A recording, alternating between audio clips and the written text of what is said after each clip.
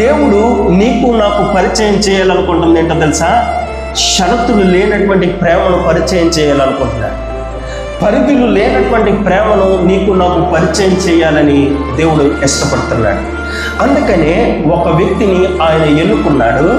ఆ వ్యక్తిని ఎన్నుకుని ఆయన నీ కొరకు నా కొరకు ఆయన ఈ లోకానికి పంపించాడు. ఎందుకు అనంటే ఆ ప్రేమ ఎలా ఉంటుందో నీకు నాకు రుచి చూపించడానికి, ఆ ప్రేమ ఎలా ఉంటుందో నీకు నాకు చవి చూపించడానికి ఆయన ఒకరిని ఎన్నుకున్నాడు. ఆ వ్యక్తిని నీకు నాకు పరిచయం చేయడానికి, నిజమైనటువంటి ప్రేమను నీకు నాకు పరిచయం చేయడానికి, వాస్తవమైనటువంటి ప్రేమను నీకు నాకు పరిచయం చేయడానికి, షరతులు లేనటువంటి ప్రేమను నీకు నాకు పరిచయం చేయడానికి, అవధులు లేనటువంటి ప్రేమను నీకు నాకు పరిచయం చేయడానికి, శాశ్వత ప్రేమను నీకు నాకు పరిచయం చేయడానికి దేవుడు ఇష్టపడుతూ ఉన్నాడు. ఈరోజు ఆయన్ని నీకు నాకు పరిచయం చేయడానికి దేవుడు 400 సంవత్సరాలు ఆయన ఆ యొక్క ప్రణాళికను ఆయన చేసుకున్నాడు. ఆయన నీకు నాకు పరిచయం చేయడానికి, నిన్ను నన్ను ప్రేమించేటువంటి వ్యక్తికి పరిచయం చేయడానికి 400 సంవత్సరాలు ఆయన ప్రత్యేకమైనటువంటి ప్రణాళికను ఆయన ఏర్పాటు చేసుకుని ఆయన ఆ వ్యక్తిని ఈ లోకంలోనికి పంపించడానికి ఆయన ప్రయత్నం చేశాడు. ఈ లోకంలో ఆ వ్యక్తిని పరిచయం చేయడానికి దేవుని మాట చాలు. దేవుడు మాట్లాడితే ఏదైనా కూడా సాధ్యమే కదా.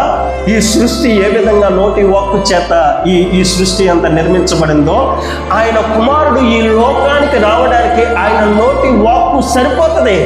కానీ ఆయన అట్టి రీతిగా నోటి వాక్కు చేత తన కుమారుని ఈ లోకానికి ప్రవేశపెట్టలేదు. ఈ లోకానికి ఆయన ఇంట్రడ్యూస్ చేయలేదు. ఆయన ఇంట్రడ్యూస్ చేసినటువంటి విధానం, ఆయన పరిచయం చేసినటువంటి విధానం చాలా అద్భుతమైనటువంటిదిగా ఉంటుంది. ఆయన ఒక కన్యకను ఆయన ఏర్పరచుకున్నాడు.